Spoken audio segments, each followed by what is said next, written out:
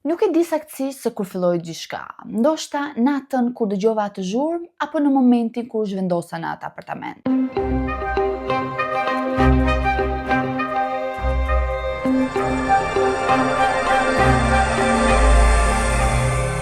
Përshëndetje të gjithëve dhe mirë se erdhët në kanalin tim. Për gjithë ju që s'më njihni, unë jam Lori dhe si çdo të enjte do të jem këtu me ju për t'ju treguar një histori paranormale. Nëse jeni të apasionuar pas këtyre lloj historive, atëherë ju rekomandoj që të bëni një subscribe për të qenë gjithmonë të azhurnuar mbi video të reja. Kështu që pa humbur kohë, le të fillojmë me rastin e ditës. Davide tregon që apartamenti ishte i lirë, shumë i lirë për të drejtën, sepse në Milano nuk mund gjeje apartament në atë lloj çmimi. Ndërtesa ishte e vjetër, por jo antike, por gjithsesi mjaftueshme e vjetër sepse arrihet të ndjejë atë erën e lagështirës dhe të drurit të konsumuar. Apartamenti im ndodheshte në katin e tretë në fund të korridorit dhe përballë apartamentit tim ishte një derë me numrin 17, por ishte një hyrje që nuk i përkiste askujt, ose të paktën kështu më thanë. Ditët e para kaluan shumë qetë. Fillimisht rregullova gjërat e mia, fillova punën e re, mbi gjitha injoraja faktin që korridori ishte i ftohtë dhe mbi gjitha shumë i çuditshëm. Por derisa një natë ndodhi diçka. Ishte ora 2:37 e mbrëmjes. E mbaj mend shumë mirë orën sepse në atë moment pash telefonin. Dëgjova një zhurmë, një trokitje. Dukeshte sikur dikush trokiste me forcë. Ashtu si në gjumë që isha, u çova sepse mendova që ndoshta ishte ndonjë fshinjë. Hapa derën, por korridori ishte bosh, ndërsa dera e dhomës 17 ishte paksa e hapur. Të nesërmen pyeta pronarin. Më tha ajo derë me një buzëqeshje të sforcuar. Nuk ka asgjë atje brenda. Është e mbyllur për vitesh. Është thjesht një depo e vjetër që mbajnë gjërat e vjetra.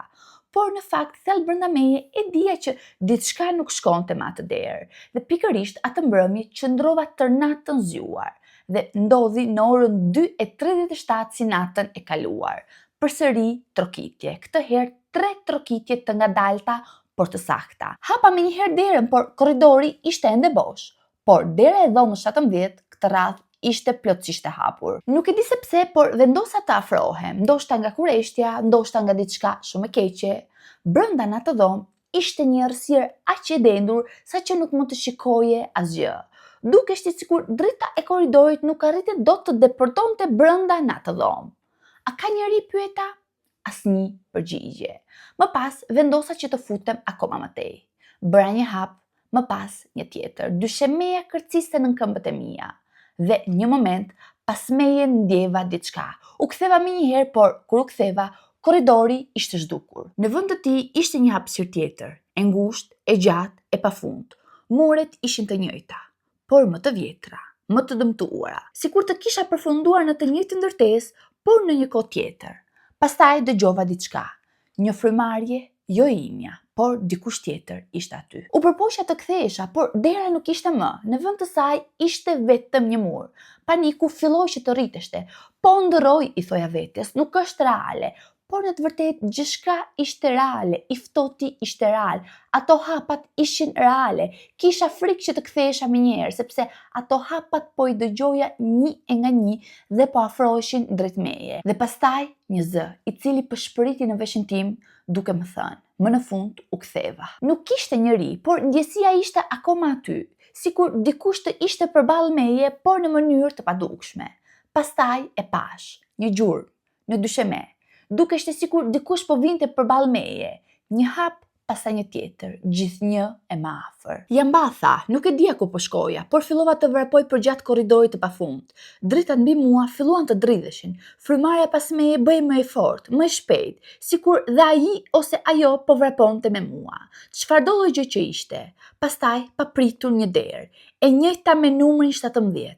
E hapa pa munduar 2 herë dhe rash. U gjenda në dyshemen e korridorit tim, përballë apartamentit tim. Dukeshte sikur gjithçka ishte normale, ishte bosh, por dera 17 këtë radhë ishte e mbyllur plotësisht.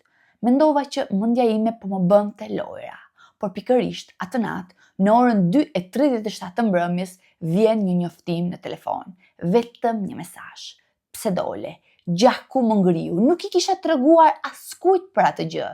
si është e mundur. Që nga i moment, çdo natë e njëjta gjë. Ato mesazhe vinin çdo natë në të njëjtën orë.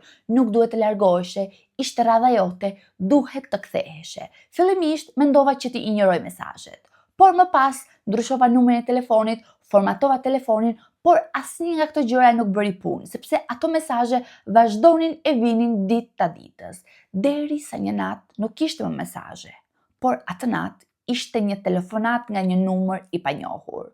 U përgjigja, nuk e di se pse, ndoshta nga kurreshtja, ndoshta se doja të kuptoja diçka, dhe nga ana tjetër e telefonit ishte frymarrja ime, e ngadalt. Dhe më pas zëri im që thoshte hape derën. U ktheva ngadalë dhe pikërisht në atë moment dera 17 ishte e hapur plotësisht dhe përballë derës 17 ndodheshta pikërisht unë. Isha pikërisht unë, me të njëjtat rroba, me të njëjtin shikim, por diçka nuk shkonte. Buzëqeshja ishte shumë e gjerë, ishte shumë e ngrirë. Tani e kuptova, tha. Duhet dikush jashtë për të mbajtur derën hapur. Nuk mund të lëvizja. Trupi im ishte i bllokuar, sikur diçka po më mbante me forcë. Ai person dukeshte saktësisht si puna ime. Në atë moment bën një hap përpara. Mos u shqetëso, më tha. Nuk do të dalësh më që aty. Në atë moment dritat u fikën dhe kur ai u kthye, unë u gjenda përsëri në korridorin e pafund. Dhe e dini cila është gjëja më e keqe? Gjëja më e keqe nuk është fakti që nuk mund të dalë më që aty. Gjëja më e keqe është fakti që ndonjëherë dera hapet. Dhe pikërisht në atë moment shoh dikë jashtë, shoh dikë që po jeton jetën e tij, dikë që nuk ja ka idenë se çfarë ka ndodhur. Dhe çdo natë në orën 2:37 të mbrëmjes, trokitjet ndodhin përsëri. 3 trokitje, të ngadalta dhe të sakta. Por herë ta vonë ajo derë do të hapet dhe në momentin kur do të hapet, unë do jem përsëri i lirë.